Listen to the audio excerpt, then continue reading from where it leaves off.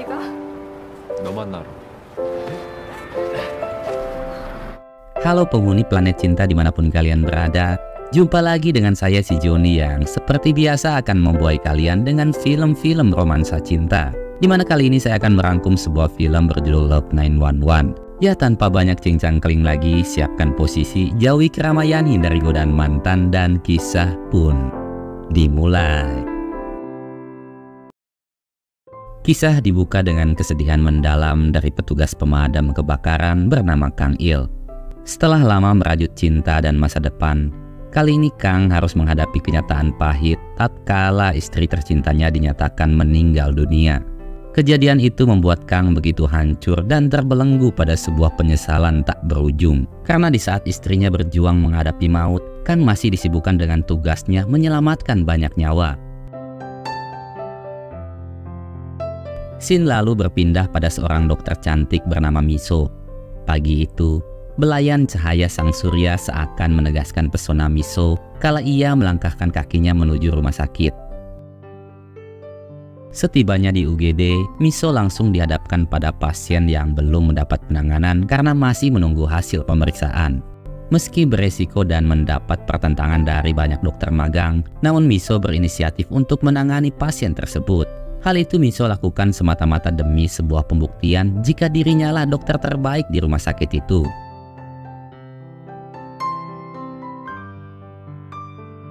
Hanya dengan melihat memar di tubuh pasien dan juga tato di lengan suami pasien, Miso dengan gampangnya menyimpulkan jika pasien itu telah mengalami KDRT. Sehingga saat suami pasien menanyakan kondisi istrinya, Miso dengan wajah sinis menjawab jika kondisi pasien baik-baik saja dan bisa langsung dibawa pulang.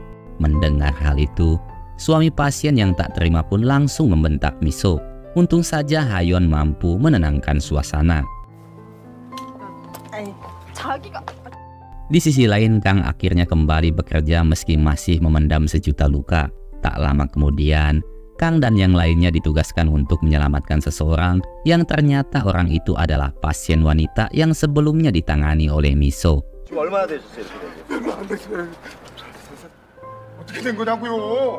Ketika dibawa kembali ke rumah sakit dan dilakukan pemeriksaan, dokter mendiagnosis jika pasien telah mengalami pemecahan pembuluh darah. Sehingga dokter menyayangkan mengapa pasien tak dibawa ke rumah sakit sebelumnya. Mendengar penjelasan sang dokter, emosi suami pasien pun langsung memuncak dan bergegas mendatangi Miso. Namun untung saja, Kang berhasil menenangkannya. Meski di situ Kang harus menjadi sasaran kemarahan suami pasien.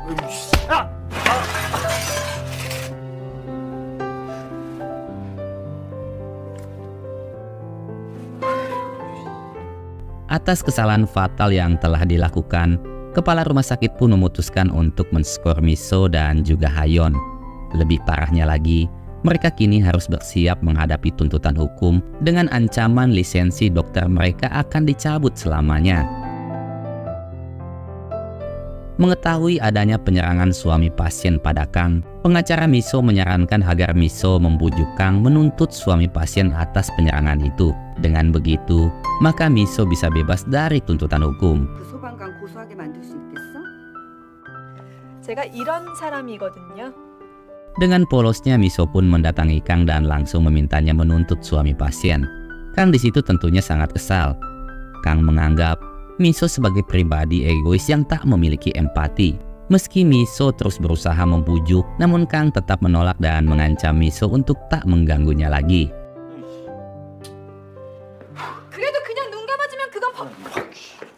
Demi mencapai tujuannya, kali ini Miso berencana untuk mendapatkan cintanya Kang. Rencana Miso diawali dengan melakukan pendekatan ketika Kang dan rekan-rekannya sedang bertugas di jalan. Sebenarnya di situ Miso sempat mencuri perhatian Kang, namun polosnya ia malah langsung mengajak Kang berpacaran, hingga tentunya membuat Kang menyadari jika semua itu hanyalah siasat Miso semata. 뭔데? 연애 안 할래요? Setelah gagal untuk kedua kali, kini Miso merubah strateginya dengan mengancam akan melompat dari atas jembatan. Kang yang saat itu ditugaskan untuk melakukan penyelamatan nampak acuh karena ia tahu maksud dan tujuan Miso. Namun ketika Miso terpeleset dan hampir saja terjatuh, Kang dengan sigap berhasil menyelamatkannya hingga momen canggung pun terjadi di sana.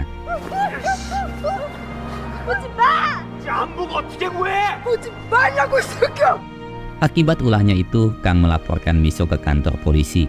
Setelah menjalani penyidikan, Miso dituntut untuk membayar denda sebesar 2 juta won. Namun bukan Miso namanya jika pasrah begitu saja. Guna menghindari denda, Miso berhasil menyogok petugas polisi dengan berjanji akan menjodohkannya dengan Hayun. 동생 같으니까 얘기해 주는 거다. 나도 오빠가 내 친오빠가. 이러면 사는 놈들은 다 알아. Tak habis sampai di situ, ketika melihat poster penerimaan pelayanan masyarakat sebagai pemadam kebakaran, Miso sengaja meminta agar mengganti biaya dendanya dengan mengikuti pelayanan itu. Hal tersebut Miso lakukan tentu saja demi bisa mendapatkan hatinya Kang. Miso akhirnya membawa serta Hayon bergabung dalam pelayanan itu. Kecantikan dan kemolekan tubuh Hayon seketika memikat mata salah satu teman Kang, yaitu Yongso. Saat menggelar sesi latihan, Yongso yang ditunjuk sebagai pelatih memanfaatkan hal itu untuk mendapat nafas buatan dari Hayon. Sayangnya, siasat Yongso digagalkan oleh kedatangan kapten yang memerintahkan mereka untuk segera bertugas. 빨리 출동 준비해. Singkat waktu, kapten mengadakan makan malam bersama guna menyambut kedatangan anggota baru. Miso yang juga ada di sana secara terbuka mengatakan betapa ia sangat mencintai Kang. Mereka di situ semua mendukung sekaligus memuji keberanian Miso. Meski saat itu, Kang tak merespon Miso sama sekali. Sehabis makan, Miso terus mencari celah untuk tetap bisa berduaan dengan Kang. Keheningan dan takdir seakan mendukung harapan Miso. Malam itu tak ada satupun taksi yang mau menepi, sehingga Miso memanfaatkannya dengan mengajak Kang untuk minum bersama. Akan tetapi Kang masih saja menolak. Dengan penuh kekecewaan, Miso berjalan pulang, namun baru saja beberapa langkah, ia pun tiba-tiba jatuh pingsan. Dengan paniknya Kang bergegas menggendong Miso dan mulai berlari tanpa arah. Di tengah kecemasan yang melanda Kang, Miso akhirnya terbangun dan seketika tersenyum melihat ketulusan dan juga betapa paniknya Kang. 너 무슨 병 있냐? Ketika ditanya tentang kondisi kesehatannya, sebagai dokter Miso pun menjelaskan bahwa penyebab ia pingsan dikarenakan stres dan juga kecemasan berlebih, dan semua itu bukan berasal dari pikiran, melainkan dari dalam lubuk hatinya. Setelah itu Miso kembali mengajak Kang untuk minum-minum. Awalnya Kang masih tetap menolak, namun setelah Miso mengancam akan pingsan lagi, Kang pun terpaksa mengikuti permintaannya. Mereka berdua minum-minum dan berbincang banyak hal. Namun saking banyaknya minum, Kang sampai terlibat perkelahian dengan salah satu pengunjung kafe. Dan tak tinggal diam, Miso pun ikut menghajar lelaki itu hingga keduanya berujung di kantor polisi.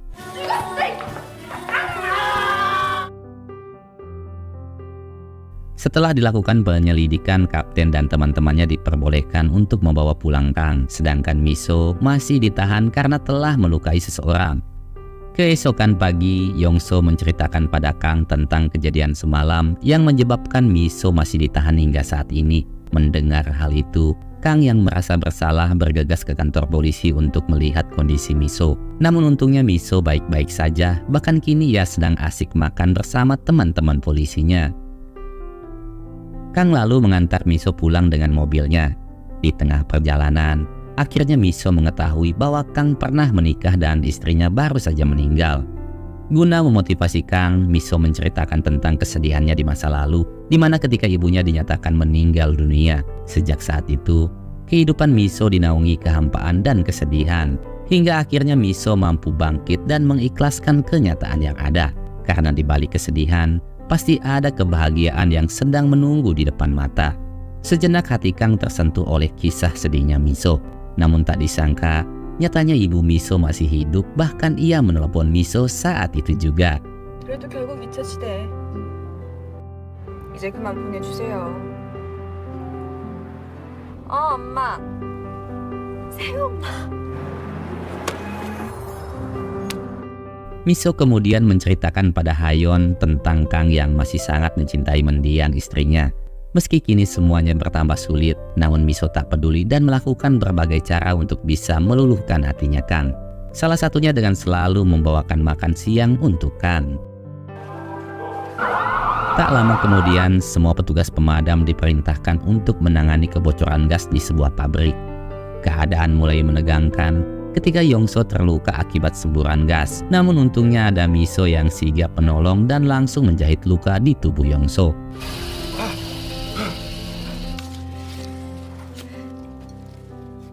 Setelah masalah diatasi, semua petugas pemadam keluar meninggalkan gedung, namun tidak dengan Miso yang tiba-tiba jatuh pingsan.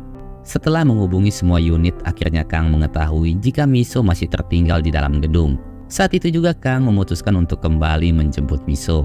Namun sesaat setelah menemukan Miso, pintu gedung tiba-tiba terkunci yang membuat keduanya terjebak dalam ruangan pendingin. 어디긴 어디야? Sambil berjuang menahan dinginnya suhu, Miso bertanya apakah Kang menyukainya. Namun sebelum Kang menjawab, Miso pun tiba-tiba pingsan.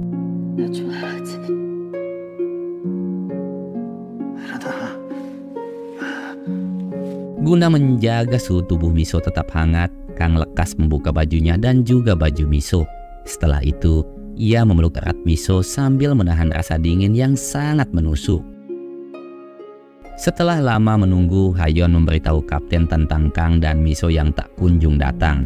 Menyadari adanya kejanggalan, mereka pun memutuskan untuk kembali ke pabrik. Setibanya di sana, mereka akhirnya mendapati Miso dan Kang yang sedang dalam kondisi pingsan. Namun setelah menjalani perawatan, nyawa keduanya pun akhirnya bisa diselamatkan. Sejak kejadian itu, Miso kini benar-benar jatuh cinta pada Kang. Lambat laun, hubungan keduanya semakin dekat layaknya sepasang kekasih. Di balik sikap dinginnya, Kang juga nampak mulai membuka hatinya untuk Miso. Keduanya kini banyak menghabiskan waktu bersama, saling bercanda, dan mulai terbuka dengan saling menceritakan kisah hidup mereka masing-masing. Hingga di suatu malam, keduanya pun tak mampu lagi menahan gejolak cinta di dalam jiwa.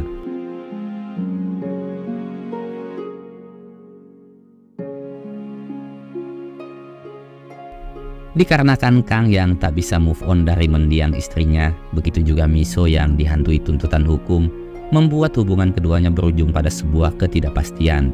Di suatu malam, Miso kembali membujuk Kang untuk menggugat suami pasien agar terbebas dari tuntutan hukum. Namun karena bertentangan dengan nuraninya, Kang pun menolak permohonan Miso, hingga keduanya memutuskan untuk berpisah. 나 그 사람한테 소송당했어.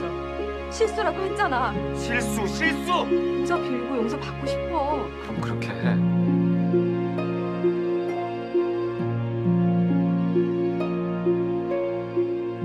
Dalam keheningan malam, Kang kembali teringat akan kenangan di mana ia harus kehilangan istri tercintanya. Kenangan pahit itu membuat Kang semakin tenggelam dalam penyesalan. Sedangkan di rumah sakit, nampak keadaan pasien yang sudah sangat memprihatinkan. Dokter di situ meminta suami pasien untuk bisa ikhlas menerima kenyataan yang ada.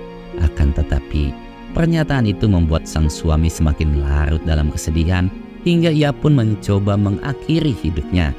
Untung saja, Miso dan Hayun datang di waktu yang tepat.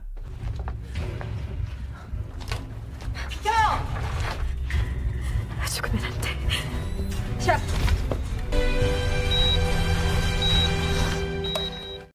Miso lalu menjalani tugasnya kembali meski hubungannya dengan Kang sedang tak baik-baik saja. Setelah menahan beratnya rindu, Miso dan Kang sempat mencoba untuk memperbaiki hubungan mereka. Akan tetapi, keegoisan Miso dan juga Kang yang belum bisa move on dari mendiang istrinya membuat keduanya kembali harus memendam rasa kecewa dengan linangan air mata. 그만해. 너만 힘드니? 그럼 끝내. 그래 끝내자.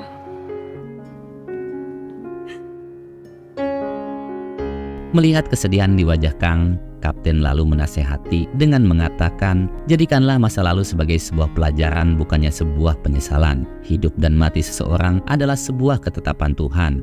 Untuk itu tataplah masa depan dengan penuh cinta dan kebahagiaan. Sedangkan di sebuah taman, Hayon juga menasehati Miso untuk melupakan semuanya. Namun bagi Miso, tak semudah membalikan telapak tangan.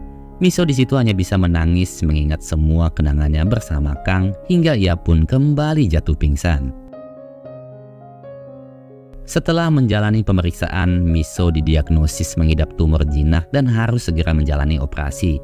Dengan ujian yang datang silih berganti membuat Miso menjadi lebih bijak dalam menjalani kehidupan. Miso lalu memutuskan mendatangi suami pasien guna mengakui semua kesalahannya.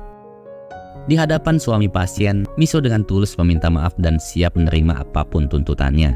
Namun tak disangka, suami pasien sudah bisa ikhlas menerima kenyataan yang ada dan juga mencabut gugatannya pada Miso. Meski demikian, sampai kapanpun ia tak akan pernah mau memaafkan Miso. Sebuah ungkapan tajam yang begitu menyayat hati.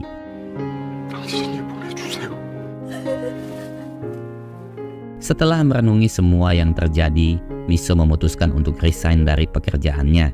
Miso kemudian mendatangi Kang untuk berpamitan. Namun sebelum itu ia mengajak Kang ke sebuah gereja dan mengungkapkan betapa ia sangat mencintai Kang. Meskipun Miso sadar sampai kapanpun Kang takkan bisa tulus mencintainya. Setelah itu, Miso pun pergi dengan penuh linangan air mata. 내가 가진 모든 걸 다 포기할 수 있겠더라고. 사랑한다고. 사랑한다고. 갈게. Tak lama kemudian, Kapten memerintahkan Kang dan yang lainnya dalam misi penyelamatan di sebuah gedung. Setibanya di lokasi, Kang dihadapkan pada situasi berbahaya ketika ditugaskan menyelamatkan seorang pria yang terhimpit bebatuan. Di saat semua teman-temannya menyerah diakibatkan kondisi gedung yang akan segera runtuh, namun tidak dengan Kang yang bersikukuh untuk menyelamatkan lelaki tersebut. Meskipun nantinya ia mati, setidaknya penyelamatan ini menjadi bentuk penebusan dosa Kang pada mendiang istrinya.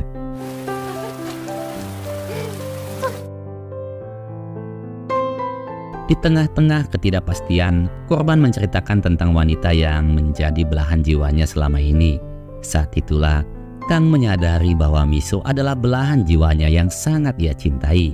Seketika kenangan Miso membuat Kang termotivasi untuk bisa keluar dengan selamat. Akan tetapi,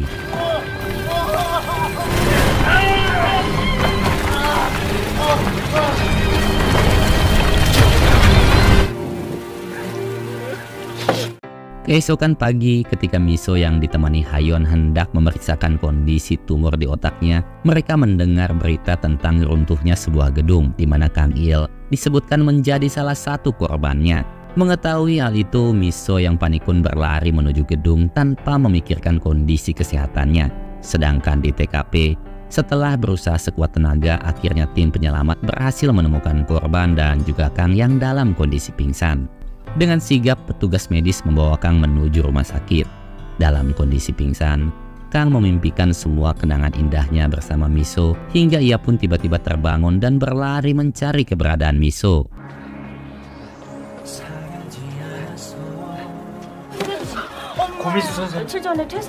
Setelah mengetahui jika Miso sudah tak bekerja di rumah sakit, Kang hanya bisa berlari tanpa arah dan tujuan. Hingga di suatu halte bus, keduanya pun akhirnya dipertemukan.